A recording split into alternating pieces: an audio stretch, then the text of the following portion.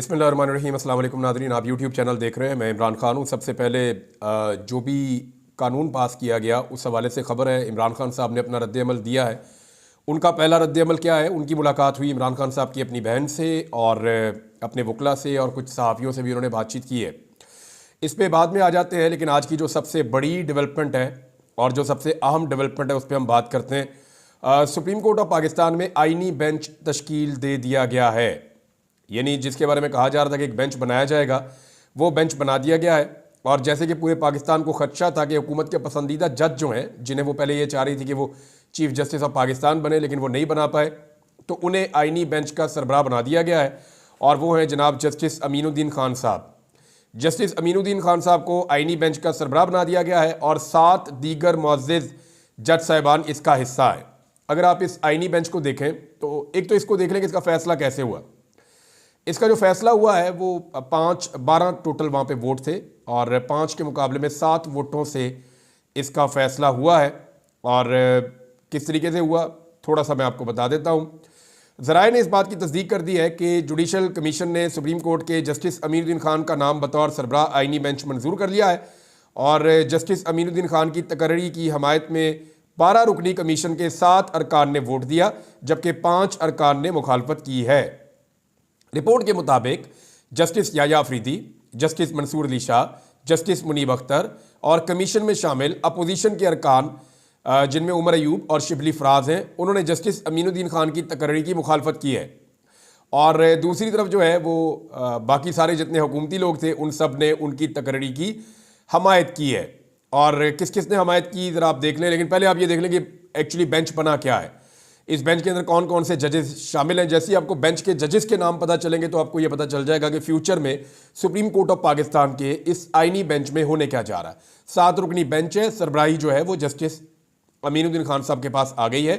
और अब इसमें जो लोग मुंतखब किए गए हैं, जो जजेस इसमें शामिल हैं, उनमें justice Ayesha Malik, justice Naeem Akhtar Afghan, justice Hasan Azhar Rizvi, justice Musarrat Hilali Sahiba, justice Jamal Khan Mandokhel, ये जजेस इसके अंदर शामिल हैं। 2 जजेस के अलावा बाकी 5 जजेस, नॉर्मली इसका जो फैसला आया करेगा वो 5-2 से आया करेगा। 5 जजेस मैं आपको पहले ही बता रहा हूँ, 4-3 से या 5-2 से फैसला ऐसे ही आएगा हमेशा। और तमाम फैसले इस बेंच में हुकूमत के हक में आया करेंगे। मैं देखें, मैं कोई कानून का तालिब इल्म तो नहीं हूँ, मैं कोई वकील भी नहीं हूँ, मैं कोई एक्सपर्ट भी नहीं हूँ लॉ अफेयर्स का, या मैं अदालतों में जाके कवरेज भी नहीं करता, लेकिन जजेस के नाम पढ़ते ही मुझे इस बात का आइडिया हो गया और मैं खुलकर ये बात कर रहा हूँ और लिख कर देने के लिए तैयार हूँ कि जब भी कभी हुकूमत के बारे में कोई मामला जाएगा आइनी नुक्ता नज़र से इस आइनी बेंच में, तो इसका फैसला 4-3 से हुकूमत के हक में हुआ करेगा और ज़्यादातर 5-2 से हुकूमत के हक में हुआ करेगा। ये मैं आपको पहले ही बता रहा हूँ, जजेस के नाम पढ़ के ही आइडिया हो गया। तो ये पक्का पक्का जनाब बेंच बना दिया गया है। और एक और जो इंटरेस्टिंग काम किया गया वो भी मैं आपको बता देता हूं, वो ये है कि अब प्रैक्टिस एंड प्रोसीजर कमेटियां हैं वो 2 बन गई हैं।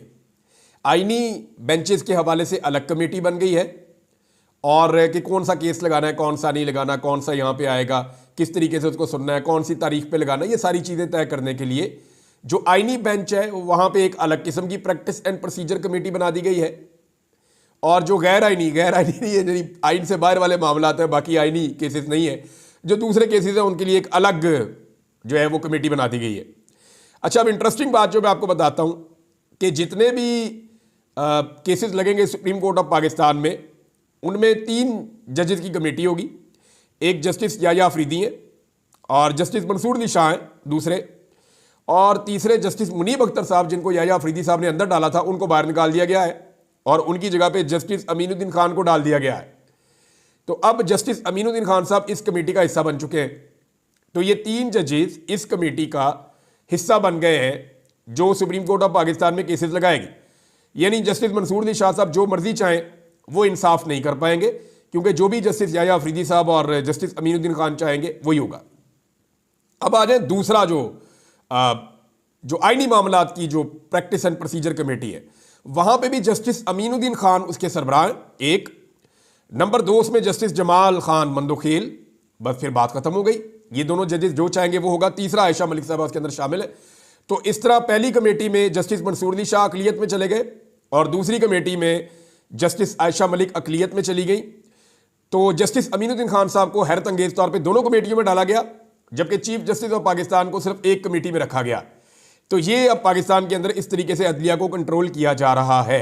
जस्टिस मुनीब अख्तर साहब को बाहर कर दिया गया है, और हालांकि जस्टिस मुनीब अख्तर साहब ने और जस्टिस मंसूर अली शाह साहब ने प्रैक्टिस एंड प्रोसीजर कमेटी का कानून और आईन के मुताबिक एक इजलास बुला के सुप्रीम कोर्ट ऑफ पाकिस्तान का फुल कोर्ट बुलाने का फैसला किया था, जिसमें आईनी तरमीम जो 26वीं हुई है उसके बारे में जितनी भी पिटीशन आई हैं उन सबको इकट्ठा करके सुनने का फैसला किया गया था। अच्छा, उसको रोक लिया गया, उसके ऊपर कार्रवाई नहीं होने दी गई। हालांकि आईन और कानून कहता है कि ना सिर्फ बेंच बनेगा उनके हुक्म के बाद, बल्कि फौरी तौर पे इसको जो है वो जारी भी किया जाएगा, कॉज लिस्ट के अंदर भी आएगा, इसके मिनट्स भी जारी किए जाएंगे। लेकिन ऐसा नहीं किया गया। फिर दोनों जजेस ने इंतहाई अफसोस का इजहार करते हुए चीफ जस्टिस याह्या अफरीदी को खत लिखा है। अब तक का अगर आप रोल देखें याह्या अफरीदी साहब का, तो उन्होंने एक तरफ तो ये कोशिश की है कि जो इंतजामी मामलात हैं सुप्रीम कोर्ट ऑफ पाकिस्तान के, वहाँ पे वो जजेस के अंदर इख्तलाफ ख़त्म करने की कोशिश करें, और ये कोशिश करें कि जो जस्टिस काजी फ़ायद ईसा साहब ने माहौल बनाया हुआ था उस माहौल से जान छूट जाए। लेकिन दूसरी तरफ उन्होंने कुछ सहूलतकारी भी की है हुकूमत की, आईनी तरमीम के हवाले से, या उसके बाद होने वाली कानून साजियों के हवाले से, या आईनी बेंच बनाने के हवाले से। तो वो जो सहूलतकारी है उसने सारे किए किराए पर पानी फेर दिया है। अब अदलिया अमली तौर पे हुकूमत के कंट्रोल में है, शिकंजे में है। यानी आज एक और भी पटिशन दायर की गई, जो पंजाब के अपोजिशन लीडर हैं उन्होंने भी अजहर सदीक साहब के हवाले से करके वो एक और पटिशन दायर कर दी सुप्रीम कोर्ट ऑफ पाकिस्तान में। लेकिन मामला ये है कि ये तमाम पटिशन जो 26वीं आईनी तरमीम के खिलाफ डाली गई हैं दरखास्तें, ये सारी अगर आईनी बेंच में जाएंगी फिर तो फारिग हैं, लेकिन अगर ये सुप्रीम कोर्ट ऑफ पाकिस्तान में जाएंगी फुल कोर्ट के सामने, तो फिर आप इंसाफ की उम्मीद कर सकते हैं। मैं आपको इसलिए बता रहा हूं ये बात कि आईनी बेंच की तश्कील ही बता रही है कि हुकूमत के हक में फैसले आने हैं। अब एक आईनी बेंच बनता है एक आईनी तरमीम के बाद, वही आईनी तरमीम अगर मुतनाज़े होती है और उसी आईनी तरमीम को चैलेंज किया जाता है सुप्रीम कोर्ट ऑफ पाकिस्तान में, तो क्या चैलेंज होने वाली आईनी तरमीम के नतीजे में बनने वाला बेंच उस आईनी तरमीम को सुन सकता है? बड़ा सवाल है ना, कि भाई जो बेंच बना ही उस मुतनाज़े आईनी तरमीम पे है, तो क्या मुतनाज़े आईनी तरमीम के नतीजे में बनने वाला बेंच उस मुतनाज़े आईनी तरमीम को सुन सकता है? यह बड़ा सवाल है, यह कन्फ्लिक्ट ऑफ इंटरेस्ट आ जाएगा। अब अगर आईनी तरमीम को चैलेंज किया वकला ने और वो मामला आईनी बेंच के सामने चला गया, तो सबसे पहला नुक्ता वकला ये रखेंगे उस बेंच के सामने कि जनाब आप तो बेनिफिशरी हैं साथ के साथ जजेस, हम तो कह रहे हैं तरमीम ही गलत हुई है और आप आए ही उस तरमीम के नतीजे में, आप तो आए ही उस तरमीम के नतीजे में, आपका तो वजूद ही गैर कानूनी और गलत है। तो जब एक वजूद गलत है तो आप कैसे अपने वजूद की वजह को इस जगह पे बैठ के सुन सकते हैं? यह मामला आने वाले दिनों में फंसेगा। लेकिन देखें, अभी तक तो हुकूमत जैसा चाहती है वैसा करती है चीज़ों को, और चीज़ों को उन्होंने बहुत ज़्यादा कंट्रोल किया हुआ है। इमरान खान साहब का स्टेटमेंट ये बड़ा इंपॉर्टेंट है, क्योंकि इमरान खान साहब ने स्टेटमेंट का एक हिस्सा एक्सटेंशन के हवाले से रखा, और पाकिस्तान तहरीक इंसाफ का जो एक्सटेंशन के हवाले से मौक़िफ़ है वो मैं आपको बताता हूँ, इमरान खान साहब का मौक़िफ़ बताता हूँ, इसमें थोड़ा बहुत फ़र्क है, वो भी मैं आपको बताता हूँ। देखिए, तहरीक इंसाफ का पूरा फोकस अदलिया के मामलात के ऊपर है। उन्हें लगता है कि अदलिया के ज़रिए से उन्हें इंसाफ मिलेगा। वो एक्सटेंशन के मामलात में अपने आप को पता नहीं क्यों नहीं डाल रहे, या बात उसके ऊपर नहीं कर रहे, और अगर कर रहे हैं तो उस तरीके से नहीं कर रहे जैसे वो नॉर्मली बात करते हैं। लेकिन इमरान खान साहब ने बड़ी खुल के बात की है। इमरान खान साहब ने क्या कहा वो सुन लें अब। इमरान खान ने कहा कि पाकिस्तानी अवाम को मुल्क पर मुसल्लत कब्जा और एक्सटेंशन माफिया के खिलाफ निकलना होगा, वरना हमारी आने वाली नस्लें भी चूंटियों की तरह जिंदगी गुजारने पर मजबूर हो जाएंगी।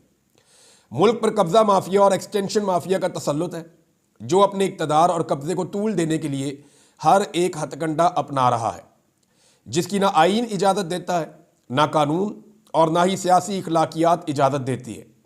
26वीं आईनी तरमीम और एक्सटेंशन के लिए की गई कानून साजी इसी का हिस्सा है। अदालतों और पार्लियामेंट को भी रोंदा जा रहा है और अवाम को भी। जो एक्सटेंशन दी गई है जमहूरियत, कानून की हुक्मरानी और अवाम के हुकूक का कत्ल है। एक्सटेंशन और कब्जे से इदारे मजबूत नहीं कमज़ोर होते हैं। कौम अपने लिए खड़ी हो और मुनज़्ज़म होकर पुरअमन एहतजाज करे, क्योंकि जब तक मुल्क में इंसाफ का इनकलाब नहीं आएगा तब तक जमहूरियत नहीं होगी। इंसाफ का इनकलाब लाने के लिए तमाम लोगों को निकलना होगा। ये किसी एक शख्स या एक पार्टी का नहीं, पूरे पाकिस्तान की बका और सालमियत का मसला है। साबिक वज़ीर-ए-आज़म इमरान खान ने अडियाला जेल में मीडिया और अपने वकला से जो गुफ्तगू की वो ये थी। इसके अंदर कुछ और भी चीज़ें हैं जो मैं शामिल कर देता हूँ, क्योंकि कुछ जर्नलिस्ट जब बाद में रिपोर्ट कर रहे थे तो उन्होंने और चीज़ें भी बताई हैं कि इमरान खान साहब ने सिर्फ इतना नहीं कहा, उन्होंने और बातें भी की हैं। इमरान खान साहब की बहन ने भी कोई पैगाम पहुँचाया, वो मैं आपको बताता हूँ। इमरान खान ने कहा जो एक्सटेंशन दी गई जमहूरियत, कानून की हुक्मरानी और आवाम के हकूक़ का कत्ल है। एक्सटेंशन और कब्जे से इदारे मजबूत नहीं कमज़ोर हो जाते हैं। पाकिस्तानी अवाम को मुल्क पर मुसल्लत कब्जा और एक्सटेंशन माफिया के खिलाफ निकलना पड़ेगा, वरना आने वाली नस्लें चूंटियों की तरह रहेंगी। कौम अपने लिए खड़ी हो, मुनज़्ज़म होकर पुरअमन एहतजाज करे और इंसाफ का इनकलाब लेकर आए। अब अपनी बहन को इमरान खान साहब ने क्या कहा, ज़रा ये भी आप सुन लें। जो इस खबर की हेडलाइन है वो ये कह रही है, और जो अलीमा खान साहबा ने बाहर आकर बताया, उन्होंने बताया कि ये मुझे सारी ज़िंदगी जेल में रखना चाहते हैं। मुझे ये तो कबूल है कि मैं जेल में रहूं सारी ज़िंदगी, लेकिन कौम को फैसला करना होगा कि क्या उसे ये निज़ाम कबूल है। इंसाफ के लिए इनकलाब लाना होगा और सरों पर कफन बांधकर सड़कों पर निकलना होगा। इमरान खान साहब की बहन ने इमरान खान साहब से मुलाकात के बाद कुछ और बातें बताई। उन्होंने कहा कि इमरान खान ने कल पार्लियामेंट में होने वाली कानून साजी पर कहा कि वो तो बहुत पहले से ये कह चुके थे कि गैंग ऑफ 3 एक्सटेंशन चाहता है। अलीमा खान के मुताबिक इमरान खान ने कहा कि अब जुल्म के निज़ाम को कानूनी हैसियत देकर जायज़ करार दे दिया गया है। 4 घंटों में बगैर बहस पार्लियामेंट से कानून मंजूर करवाए गए, जो एक आलमी रिकॉर्ड है। उन्होंने कहा कि बगैर बहस की गई कानून साजी जमहूरियत और कानून की हुक्मरानी को कब्जे में लेने के लिए है। उन्होंने साबित किया है कि इंसाफ के निज़ाम को कैसे दफन किया जाता है। अलीमा खान ने कहा कि इमरान खान कह रहे हैं कि आज आपको अच्छी तरह समझ आ गई होगी जो मैं 1.5 साल से कह रहा हूं कि आपसे आपकी आज़ादी छीनी जा रही है। उन्होंने कहा कि इमरान खान के मुताबिक सुप्रीम कोर्ट को कब्जे में लेने की कोशिश की जा रही है। अब आपने फैसला करना है कि इस जुल्म के निज़ाम को कबूल करना है या इसका मुकाबला करना है। इमरान खान का पैगाम है कि आइन पर पुरअमन एहतजाज का हक देता है, हमें आइन पुरअमन एहतजाज का हक देता है। अगर कौम अब भी बाहर ना निकली तो फिर मुस्तकबिल तारीख है। नौजवान धड़ाधड़ मुल्क छोड़कर जा रहे हैं और पासपोर्ट के दफातर में लाइनें लगी हुई हैं। ताहम 24 करोड़ लोग मुल्क छोड़कर नहीं जा सकते। ये मुल्क हमारा है और हमने यहीं पर रहना है। ये है जनाब इमरान खान साहब का स्टेटमेंट जो उन्होंने कहा। इस हवाले से रज़ा रब्बानी साहब ने, पाकिस्तान पीपल्स पार्टी से इनका ताल्लुक है। नॉर्मली पाकिस्तान पीपल्स पार्टी के फारूक एच नायक हो या रज़ा रब्बानी हो, ये इंसाफ की बात ज़रूर करते हैं लेकिन इंसाफ के साथ खड़े नहीं होते। देखिए, जब भी कभी इंसाफ में और पीपल्स पार्टी में कोई चीज़ चुननी पड़ी तो पाकिस्तान पीपल्स पार्टी के अंदर ये खूबी है कि पीपल्स पार्टी के साथ जुड़े हुए लोग ये ज़रूर कहते हैं कि जनाब इंसाफ ये है, लेकिन वो चुनते हमेशा पीपल्स पार्टी को है, क्योंकि जरदारी साहब कंप्रोमाइज़ करके गलत फैसले करते हैं और नाइंसाफ़ी के फैसले करते हैं। तो जो पीपल्स पार्टी के अंदर इंसाफ पसंद लोग हैं वो भी जरदारी साहब के फैसलों के साथ चले जाते हैं, लेकिन कम से कम अपनी बात ज़रूर करते हैं। अब जैसे बिलावल जरदारी ने एक नया खेल खेला है, ड्रामा है कि जी मैं नाराज़ हो गया हूँ, मैं नहीं बोलता मियाँ साहब, वजह यह है कि आपने कमेटी के अंदर हमें ठीक वाली नुमाइंदगी नहीं दी तो मैं जनाब अपने आप को बाहर निकाल रहा हूँ कमेटी में से। तो बिलावल नहीं होगा तो बिलावल का कोई बंदा होगा। भाई मैं आपको सीरियसली बताता हूँ, बिलावल जरदारी की और इसके ख़ानदान की कोई ज़रूरत नहीं है कि ये हुकूमत के साथ नाराज़ हो सके। हाँ, ये ज़रूर हो सकता है मुझे थोड़ा और दे दें, मुझे थोड़ा ये दे दें, मुझे थोड़ा वो दे दें। इनकी अब ये औकात ही नहीं रही। इन्हें इस बात का पता चल गया कि अगर पाकिस्तान तहरीके इंसाफ जैसी जमात को बेहतरीन मकबूलियत के बावजूद 80-90% की उनकी मकबूलियत थी, शानदार मकबूलियत और तारीखी मकबूलियत के बावजूद कुचला जा सकता है, तो हमारी तो औकात ही कोई नहीं है। इमरान खान के लिए तो लोग निकलते हैं, जेलों में चले जाते हैं, 10-20 हज़ार बंदा जेलों में गया, अभी भी बेशुमार लोग जेलों में पड़े हुए हैं। तो जरदारी के लिए तो मेरा 200 बंदा जेल में नहीं जाएगा। नवाज शरीफ के लिए तो नवाज शरीफ अपने मुंह से कहता है कि मेरे लिए 20 बंदे जेल जाने के लिए तैयार नहीं है। तो ये एक फ़र्क है। ये दोनों जमातें समझ गई है कि अब इनकी बका जो है वो एस्टेब्लिशमेंट के साथ जुड़ी है। जब तक ये एस्टेब्लिशमेंट की गोद में बैठे रहेंगे ये इक्तदार का हिस्सा रहेंगे, और जिस दिन ये एस्टेब्लिशमेंट की गोद से उतरेंगे इनसे इक्तदार छिन जाएगा। इनको इस बात का आइडिया हो गया है, आइंदा इनको सियासत ऐसे ही करनी पड़ेगी। पीपल्स पार्टी और PMLN अब आप समझ लें कोई जमहूरी पॉलिटिकल पार्टीज नहीं है, इन्हें जो मर्जी करवाया जाए। उमर अयूब ने कहा कि कल का इजलास डंडे के जोर पे हुआ है और सारे आकर यहाँ बैठे हुए थे, वजीर आजम भी हाजिर था, और आज जो है वो ये सारा खाली पड़ा हुआ है। तो डंडा देके इनको बुलाया गया था, ये उमर अयूब साहब ने कहा। अच्छा, PTI इसके बारे में क्या कहती है? PTI कहती है सर्विसेज चीफ की मुद्दत मुलाजमत में तोसी समेत दीगर अहम मामलात पर पार्लियामान से कानून साजी का मामला पाकिस्तान तहरीक इंसाफ की कानून साजी के हुकूमती अंदाज पर कड़ी तनकीद। हुकूमती तर्ज अमल को पूरी रियासती और इंतजामी ढांचे की तबाही और बर्बादी का जिम्मेदार करार दे दिया। मैंडेट चोरी की बुनियादों पर कायम कठपुतली सरकार पूरे रियासती निज़ाम और इंतजामी ढांचे की तबाही की राह पर गामजन है। तर्जुमान पाकिस्तान तहरीक इंसाफ, ये उन्होंने ये स्टेटमेंट दिया। फिर वो कह रहे हैं जी कि इंतखाबात हारे हुए अराकीन को पार्लियामेंट में भरकर ईवान को एस्टेब्लिशमेंट के इशारों पर नाचने वाली सर्कस में बदल दिया गया। ये कहा जी तर्जुमान पाकिस्तान तहरीक इंसाफ ने। आइन में स्याह तरीन तरामीम और नहायत मुबहम शख्सी अगराज और मकासद पर मबनी कानून साजी से पार्लिमान का पूरा इदारा जमीन बोस होकर रह गया है। तहरीक इंसाफ, मैंडेट चोर सरकार की जानिब से आज तक ऐवान से जोर जबरदस्ती या साजिश और चलाकी से मंजूर करवाया गया हर कानून काबिज अशराफिया के मफादात के तहफ़्फ़ुज़ के लिए है। तहरीक इंसाफ ने पार्लियामेंट के दोनों ऐवानों से कल मंजूर करवाए गए तीनों कानूनी मुसव्वतों को पूरी शिद्दत से नामंजूर और मुस्तरद कर दिया है। पाकिस्तान तहरीक इंसाफ, इस ताज़ा तरीन हुकूमती कानून साजी से अफवाज पाकिस्तान और निज़ाम अदल पर मनफी असरात के इम्कानात हैं, जिसका बराह रास्त असर रियासत और कौमी मफादात पर पड़ रहा है। तहरीक इंसाफ ने यह भी कहा, हसास मामलात पर बगैर बहस और तमहीज़ के कानून साजी के कल्चर ने माजी में भी नाकाबिल तलाफी नुकसान पहुंचाया और आइंदा भी इसका नुकसान होगा। तहरीक इंसाफ, मुल्क पर मुसल्लत कब्जा और एक्सटेंशन माफिया के कदम ना रोके गए तो पाक सरजमीन को 24 करोड़ पाकिस्तानियों के लिए आखिरी हदों तक तंग कर दिया जाएगा। यानी यह किया जा रहा है। बहरहाल ये पाकिस्तान तहरीक इंसाफ ने भी एक्सटेंशन माफिया का लफ्ज़ इस्तेमाल किया है और वो भी ये कह रहे हैं कि ये जो हुआ वो गलत हुआ, चाहे वो एक्सटेंशन के हवाले से है, चाहे वो प्रैक्टिस एंड प्रोसीजर कमेटी के हवाले से है, चाहे बाकी मामलात हैं। लेकिन सुप्रीम कोर्ट ऑफ पाकिस्तान के अंदर जो अजीबोगरीब चीज़ हो रही है वो ये हो रही है कि जस्टिस याह्या अफरीदी, जिनको पाकिस्तान पीपल्स पार्टी ने, मुस्लिम लीग नून ने और पाकिस्तान की अशराफिया ने या एस्टेब्लिशमेंट ने चुना था, ऐसा लगता है कि वो उसी ट्रैक पे जा रहे हैं जिस ट्रैक के लिए उनको मुंतखब किया गया था या लाया गया था। अब दोबारा से जो है वो सारी तवज्जो इस बात पे है कि अदलिया के अंदर से क्या रिएक्शन होता है, नंबर एक। नंबर दो, तवज्जो इस बात पे है कि वकला इसके ऊपर किस किस्म का रद्द-ए-अमल देते हैं। नंबर तीन, डिपेंड करता है कि अवाम अपने हक के लिए कब खड़ी होती है। अगर अवाम को लगता है कि उनका हक नहीं छिन रहा तो सुकून न बैठो, और अगर अवाम को लगता है कि इस सारे खेल के अंदर वो कहीं नहीं है या उनका मफाद कहीं नहीं है बल्कि उनके मफादात का कत्ल किया जा रहा है, तो अवाम अपना रद्द-ए-अमल दे सकती है। अभी मैं दोबारा जाते जाते एक बात कहूँगा, कई लोगों को ये बात बुरी लगती है। अवाम ने अपना फैसला बना चुकी थी, अपना ज़हन भी बना चुकी थी और 4 और 5 अक्टूबर को सूरत-ए-हाल किसी और तरफ जा रही थी। अगर पाकिस्तान तहरीक इंसाफ की लीडरशिप उस वक्त कंप्रोमाइज़ ना करती तो आज मुल्क में सिनेरियो कुछ और होता। कि मैं जिम्मेदारी के साथ कह रहा हूँ आपको। अब तक के लिए इतने, अपना ख्याल रखिएगा, अपने इस चैनल का भी। अल्लाह हाफ़िज़।